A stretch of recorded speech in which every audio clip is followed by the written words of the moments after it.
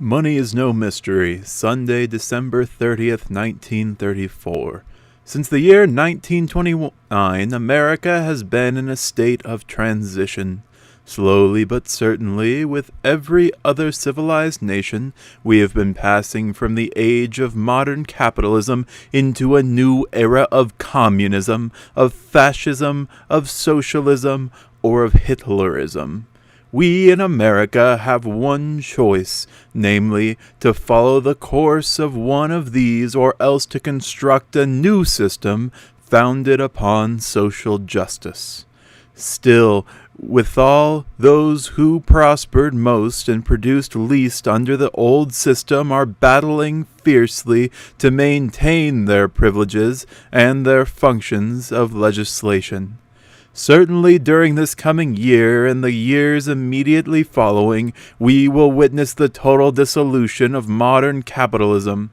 It is advisedly that I use the adjective modern, because capitalism, as we know it in the past 20 or 30 years, differed almost substantially from the capitalism which was originally conceived. Today it is more renowned for its vices than for its virtues.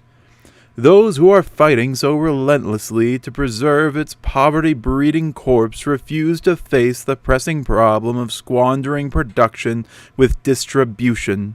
They are those who, during the coming years, will continue to oppose the restoration to Congress of its right to coin and regulate the value of money.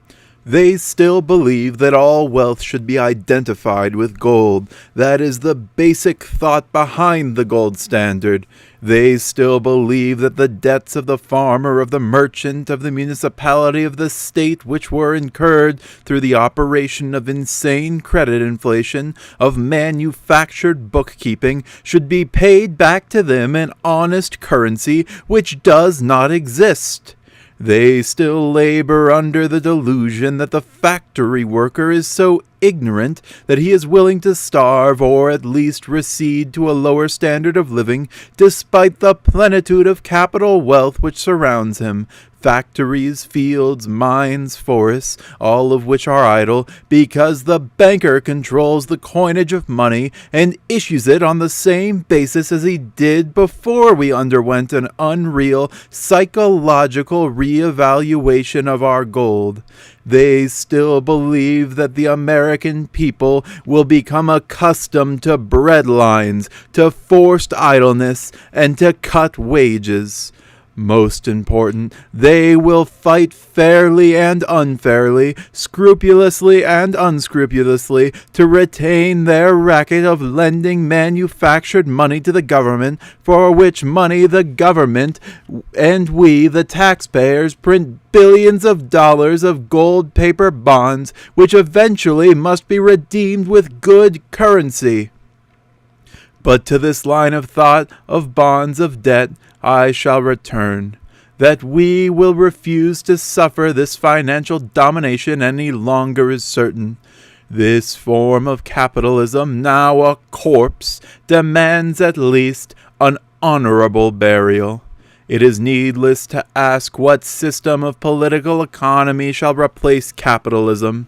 We in America are too religious-minded, too devoted to our mothers, our wives, and our children to accept the philosophy of the communist. There is a God. There is a heaven. There is a conscience, and there is the immutable code of the Ten Commandments. Likewise, there is a Christ. There is his divine brotherhood. There is his gospel of love in the hearts of his children. These things are too precious to barter for any man-made heaven with its black bread and equality in slavery. Realizing the distinction, on the one hand, between international socialism, which levels all men down to a standard instead of up to a standard, and on the other, American socialism, which is an unfortunately named political platform, I cannot envision the American people adopting the philosophy of the former or the proposals of the latter. International socialism is anti-religious and anti-moral. It not only constrains liberty, it abolishes it. It too, like communism, cares only for the goods of this world. But American socialism, as professed by the intelligent Norman Thomas, or honest Debs, while preferable to the capitalism which we have known, goes too far, to my mind, in its program for the nationalization of industry. Nor does the concept of the fascist or Nazi dictator appeal to the American liberty-loving citizen with his traditional love for democracy and republican institutions, which are both Nazism and fascism. Before proceeding further in this discussion, I am willing to commit myself to the statement that modern capitalism must go as well as modern democracy. But I hasten to add that while capitalism defended rigorously the right to private property, the main criticism against it was that the operators of capitalism had so concentrated the ownership and controls of private property that there was little of it left for the masses of the people. In other words, there was too little private property. As for modern democracy, it degenerated into a system whereby, at least in this country, two political parties under the leadership of the bankers and the banker-controlled industrialists so manipulated conventions and elections and so controlled, either directly or indirectly, the majesty of the state that there was too little democracy and too much plutocracy. Against all these systems, unspeakable communism, philosophic socialism, dictatorial fascism, decadent capitalism, controlled democracy, and modern plutocracy, there stands an economic system known as social justice. Seeking no compromise, enticing no man by vain promises, it writes down a platform for today with principles of truth, of justice, of humanity, as the Jews of old had them in their codes, as Christ taught them on the Mount. Justice to the laborer, justice to the farmer, justice to the property owner, justice to all. It is a system designed to extend and widen liberty rather than to maim and curtail it. It aims to free man from the subjugation of unnecessary poverty and from the exploitation of his fellow citizens who are lacking in conscience. It is a system that is wedded to the belief that man's earthly happiness is identified with the home which he owns, where in peace and tranquility he and his beloved ones can know and love and serve their God. It regards man and his family not as a chattel of the state, but regards the state as the servant of its citizens. Finally, the philosophy of social justice teaches us that earth is the Lord's, to be apportioned for our maintenance, according to our merits, in such a manner that he who gains ownership of any property cannot use that property contrary to the common good. This program of social justice does not militate against the Constitution of the United States in any degree. It does, however, oppose the misinterpretation given to that Constitution by the international bankers who have written laws for their own selfish purposes. Today I shall speak of one of the fundamentals of social justice, the nationalization of our money. The mention of the word money suggests something mysterious, but we who have mastered the hidden secrets of steam and electricity, we who have steered our submarines beneath the waves and sent our argosies of freight above the clouds, we to whom nature has unfolded the secrets of physics and of chemistry and of all the applied sciences and arts, certainly are intelligent enough to master the simple problem of distribution. In other words, we are clever enough to evolve a system of finance which will abolish the most tragic phrase that was ever coined by the lips of man. want in the midst of plenty. Consider the origin and purpose of money. Broadly speaking, money is simple. It will require only a little searching into the pages of history to discover its origin. Money is a tool which man invented after the age of barter had passed, after the age of trading a pig for a sheep or a pair of moccasins and for a bow of arrow. Eventually, it became necessary to figure out some method of evaluating sheep and pigs and farms and wheat when goods of unequal value were exchanged between the farmers. When a cow was traded for a dozen eggs, the owner of the cow had to receive something else plus the eggs. In other words, it was necessary for one man to express his debt to his fellow man. He did this by means of money. Broadly speaking, when one citizen exchanges with another citizen things of an equal value, there is no debt, no need for money. But where things of unequal value are exchanged, there is need of money in order to show the difference in the bargain. At the dawn of history, money was primitive. Iron rings, cattle, wampum, even land itself came to be used as a measure of calculating the debt one man owed his fellow man. Today, when society has grown more complex and when the machine produces the goods of the world, money is needed more than ever in order to distribute the goods from the factory to the family and the home. Money is the only medium of trade. Around it gravitates our entire problem of distribution. Without it, industry, labor, agriculture, and everything comes to a halt. Pause to consider the history of the use of money in England.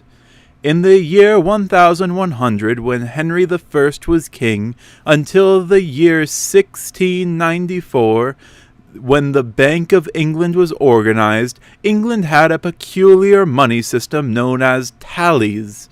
These tallies were simply sticks of wood about 4 feet long and 1 inch square.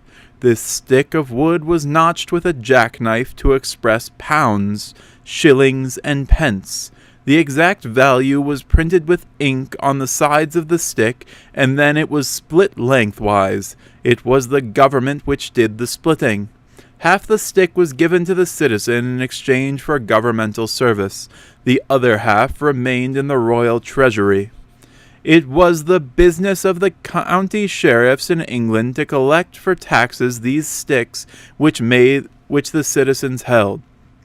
It was the business of the government to match the collected half-sticks with the portion already in the royal treasury. When they tallied or matched, then the sticks were destroyed.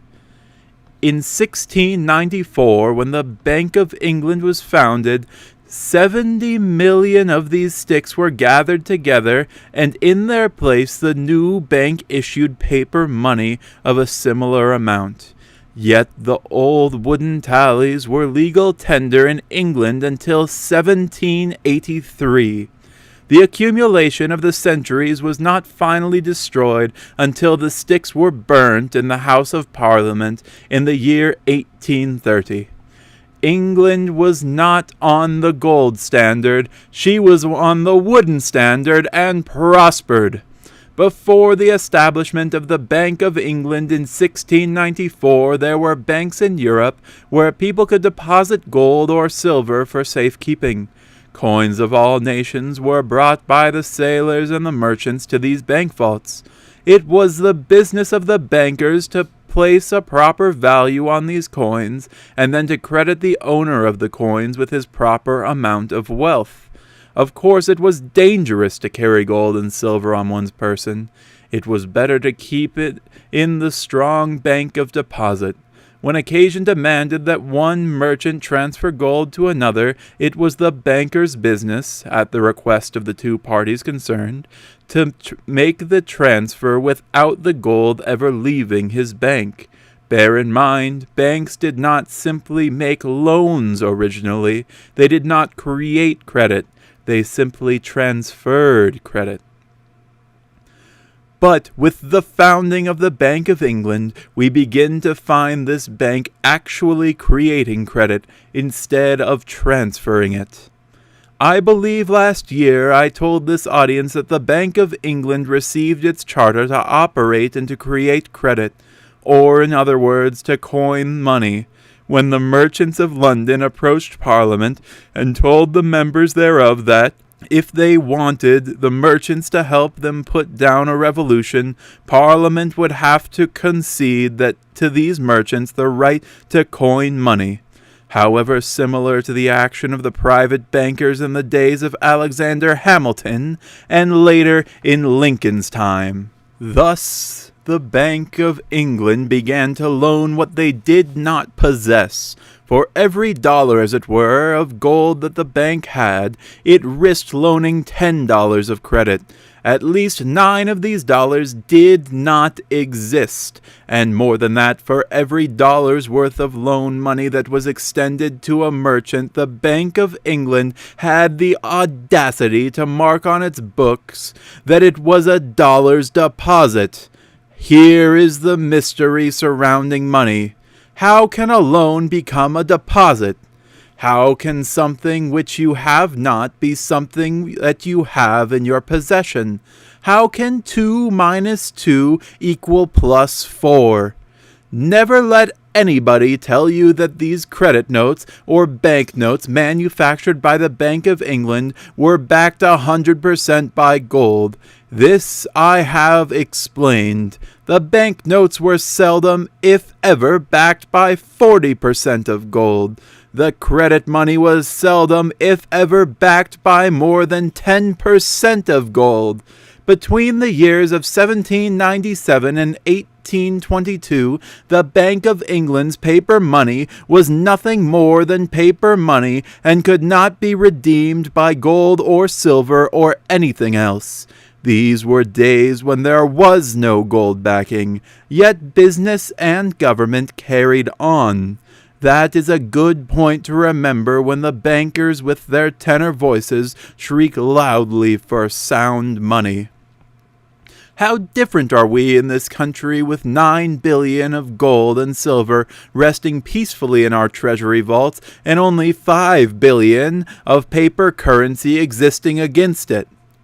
It is also well to repeat that the Bank of England, even in its prosperous days when its vaults were loaded with gold, always considered it safe to issue 2 1/2 times as much paper money as she had in bullion in her vaults. This historical fact is not open to contradiction. To this thought I shall return. Let us continue our thumbnail sketch of money and its history. In the year 1780, the private bankers of London were without the privilege of issuing banknotes or paper currency. The Bank of England still retained this monopoly. Now these private bankers hit upon a scheme by which they could compete with the Bank of England. It was this. Instead of merely accepting gold and silver for deposit from merchants and transferring this gold on the books of the banks at the will of the merchant, they gave each depositor a checkbook and permitted the depositor to transfer his own money by writing a check on his deposit. Here is the origin of the checkbook. This checkbook supplied a new currency.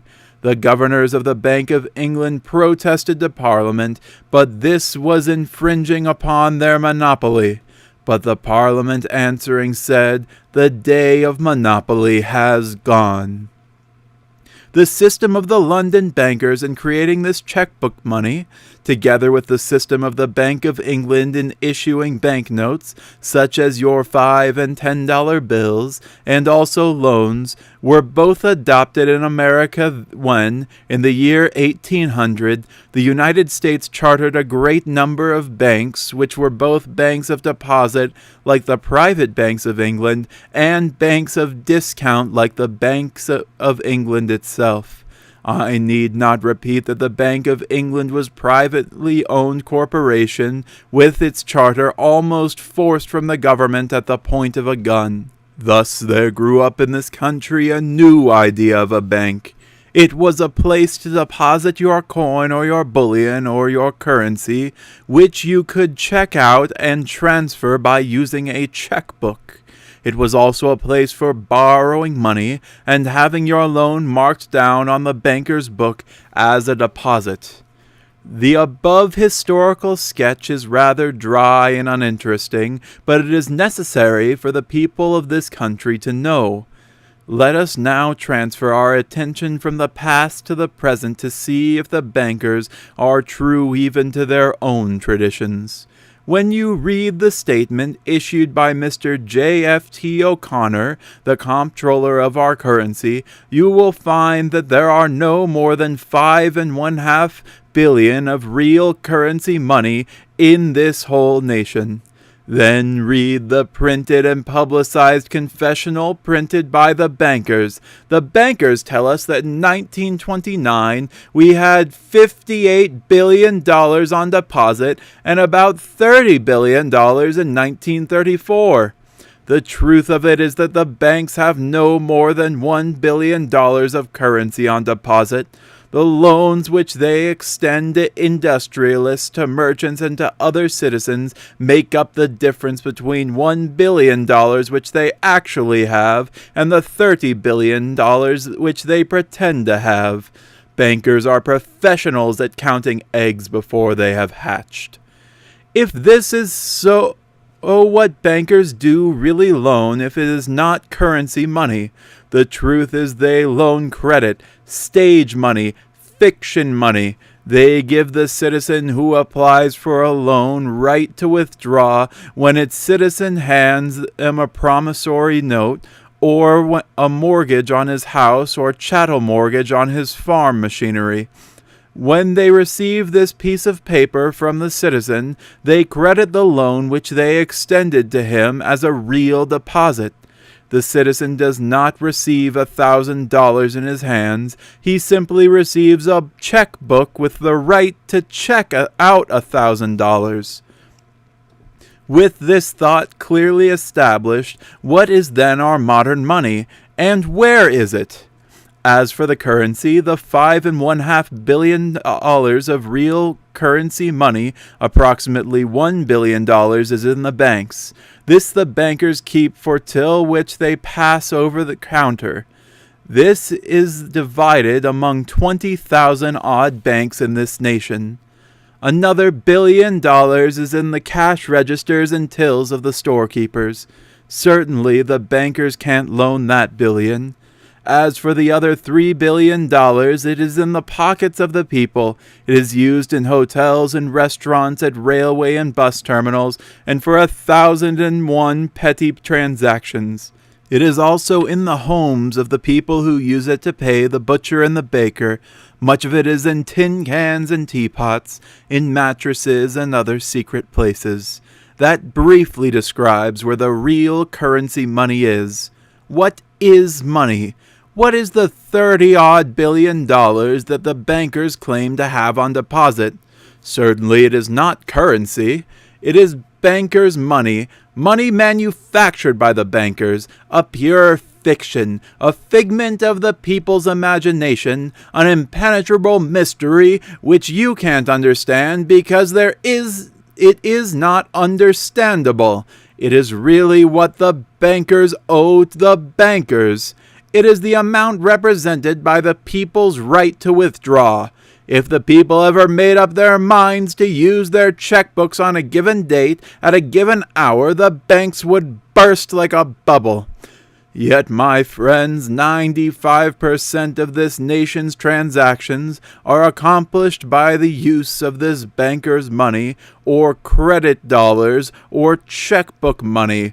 It is bankers' printing press money which the American people are willing to accept. Now let us examine for a moment how this credit money operates in the functioning of businesses. Credit, of course, is the life of business. Every banker in the world knows how the extension of a mere $1,000 of credit helps keep the wheels of business turning.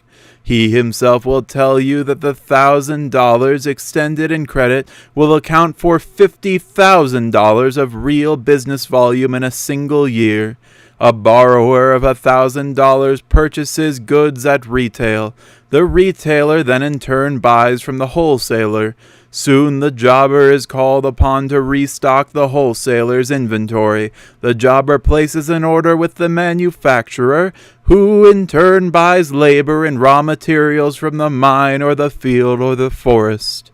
In the meantime, many men are employed all down the line where this $1,000 has flowed like a stream of a river. Capital prospers and labor prospers as credit flows throughout the nation. Everyone realizes that if the issuance of credit were handled honestly by the private bankers, there would be prosperity. But oh, there is the rub.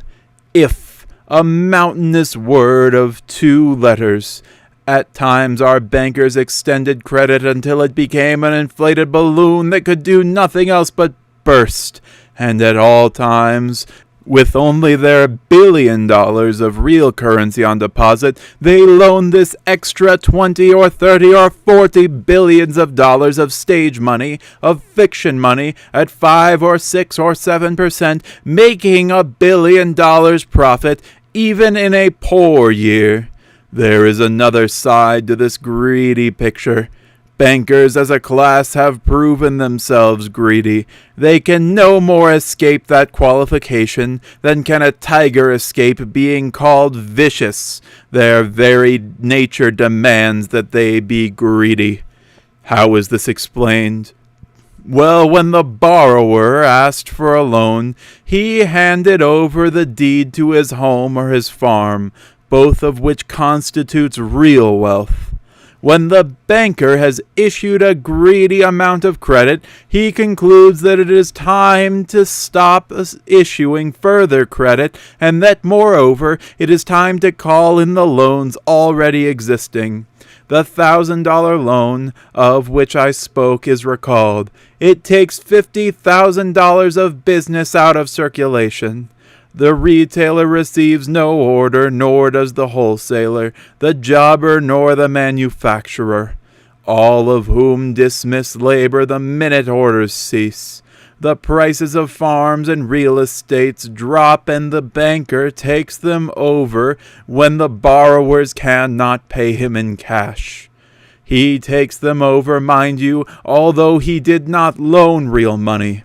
A banker loans simply credit, his own monopoly of the printing press. He manufactured this credit and charged interest on it. He created it knowing that there was no bullion or coin behind it. He can make a run on the people, but the people must not make a run on the banker. Now it is very well for the banker to start his printing press, but at the moment a student of banking and of monetary reform brings these facts to his attention, the banker and his kept press yells, "Stop thief!"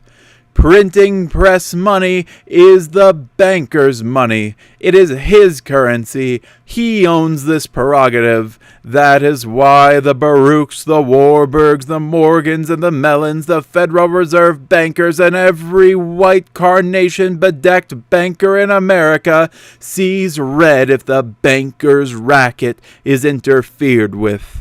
That is why they scamper up to the steps of the White House and into the cloakrooms of Congress. If anyone dares to suggest that the sovereign people of the United States recapture the power over money, which originally was placed squarely in the hands of Congress under the Constitution, a banker is not a producer. He is a leech who lives upon the artistry, the labor, and the scientific development of others. He is in business with his prerogative of manufacturing money through an act of Congress and through the grace of a printing press and fountain pen.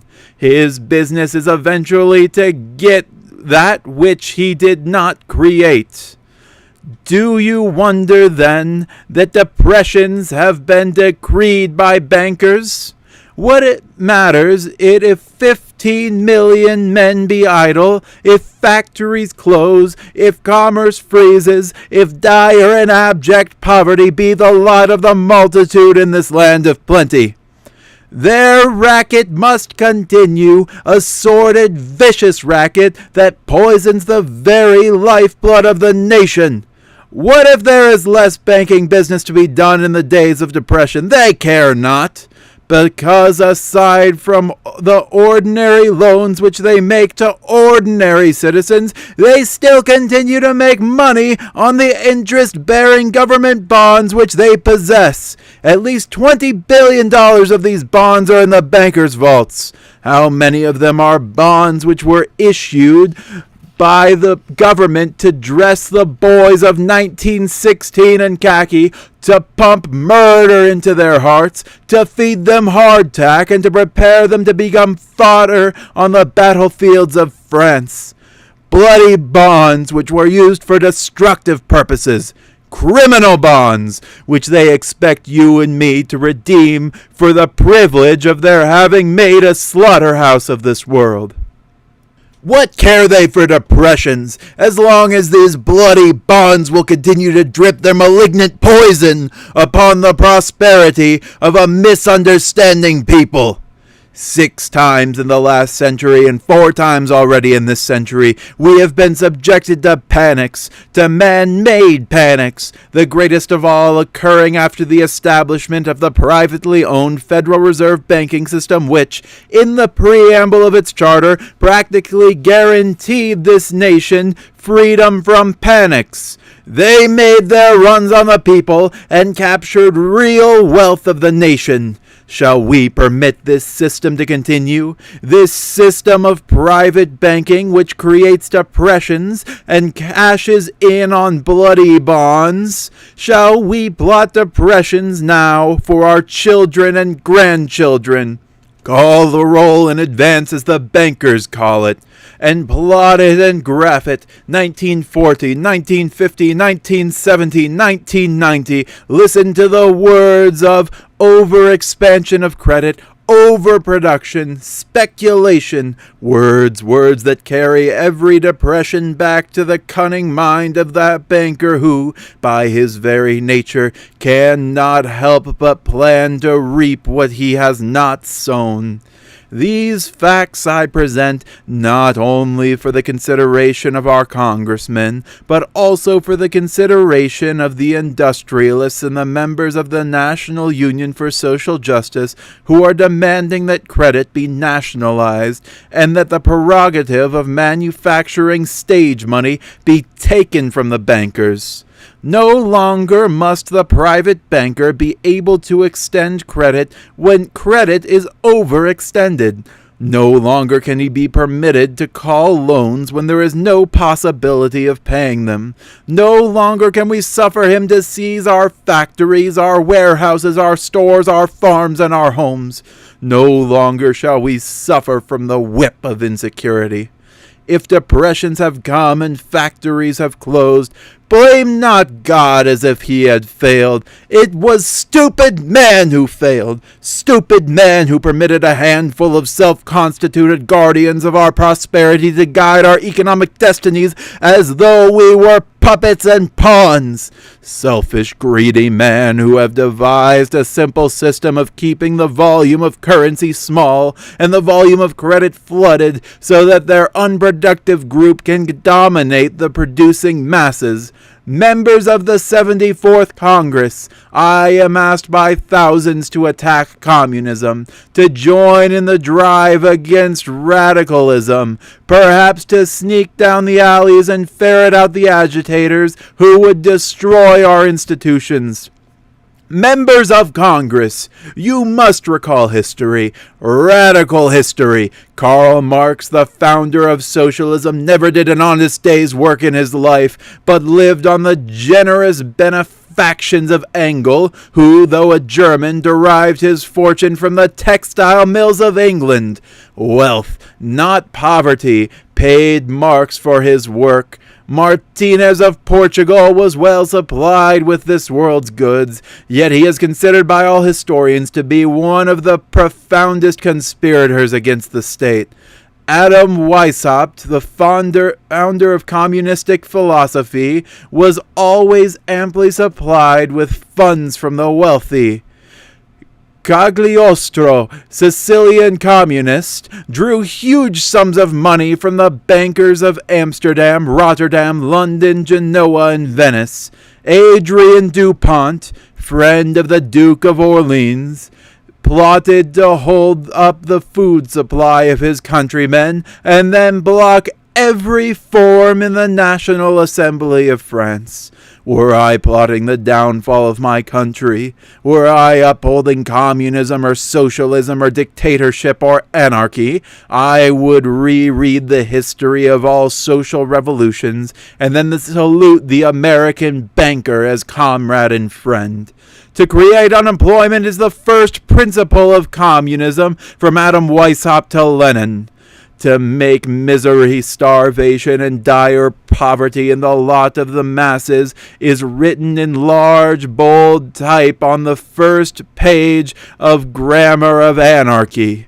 To make agriculture so unprofitable as to overpopulate our cities with idle rural laborers has been a policy laid down in every catechism of discontent, from the Illuminati of the 12th century to the Red Agitator of the 20th, to let atheism rise against religion, anarchy against government, and famine against the people is taught in the kindergartens of the communists. Finally, to open wide the gulf between the little groups of these very wealthy and teeming masses of the workers, pitiless, propertyless, but never conscienceless. That is the paradigm of destruction. Why look in the cellars for the breeding pens of red radicalism? Go into the marble halls of the banker. There you will find practiced what Weishaupt taught, that necessity to spread unemployment, to make misery, dire poverty, and starvation the lot of the masses. The banker's program is reproduced in the Grammar of Anarchy. Go into the banks of the nation, into the Federal Reserve banks, if you will, and find the agricultural loan policy. See if it helps to make farms unproductive and therefore send idle rural laborers to overpopulate our cities of discontent. I can show you this policy in every radical philosopher's teaching for 8 centuries. Lastly, look at our own dear America. With wealth concentrating into the hands of a little group and 50 millions facing destitution. Men of Congress, no radical has ever succeeded without being endowed by the generosity of a rich patron.